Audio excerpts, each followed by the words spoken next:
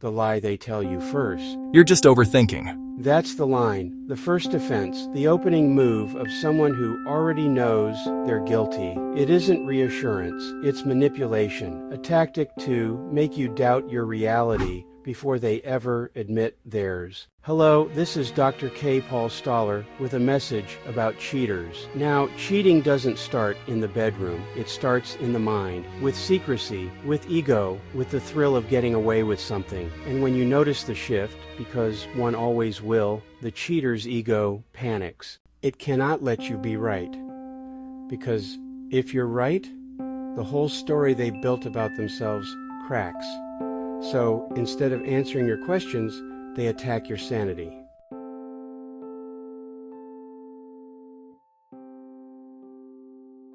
But the truth is simple. If there was nothing to hide, they wouldn't be hiding.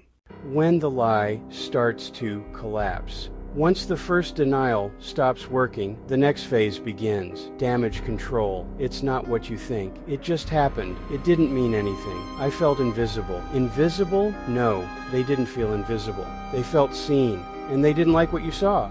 So they chased validation instead of accountability. Cheating isn't about love.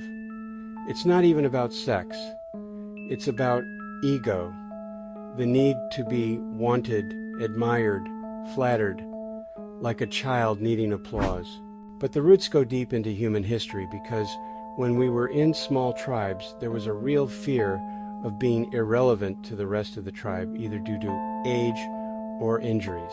These individuals would often be banished, abandoned, or put on an ice floe. So this desire to be desired is all about mitigating this subconscious fear of being banished from back in the day. The external validation can't come from someone one has become habituated to. It needs to come from outside a habituated partner. Their compliments and reassurances no longer carry weight. They're not afraid of losing you. They're afraid of being banished, even though that makes no logical sense. It is a primordial, archaic fear burned into their subconscious minds.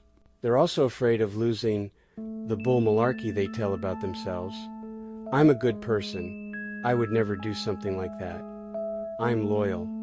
Yeah, loyal to their ego's feelings. Cheating forces them to confront what they really are. Someone who wanted the benefits of love without the responsibility of loyalty. Not that they know what real love is in the first place, as most confuse the chemistry of attraction as love when it is only lust. So they lie. Not just to you, but to themselves. Now, the interesting thing about lying is not only is it a lot of work, but it warps one's psyche. You lose the ability to know when you are being told a lie versus the truth, and you lose the ability to even be conscious of the fact that you are lying. Call it a cruel cosmic trick, but lying like this is the gateway to mental illness if it is not already present, and it usually is. Once the truth lands, there's no poetry left. Just reality. You didn't overthink, you didn't imagine it, you didn't ruin anything. They made a choice, a selfish, cowardly choice, because their subconscious fears were able to dictate their actions. And the ego would rather burn hearth and home to the ground than admit that cheating isn't a mistake, it's a statement, a message written in action. I want what I want, and I don't care who pays for it. But do understand what the message really is. It is, I don't want to be banished. I don't want to die. Obviously, one has to have a certain level of introspection to understand what might motivate one to break promises, vows, and destroy a family. Introspection is not trending these days. So when you hear, you're just overthinking, don't argue, don't beg, don't explain. Just remember this. Your intuition was the only honest thing in the room. Trust the shift. Trust the silence. Trust yourself.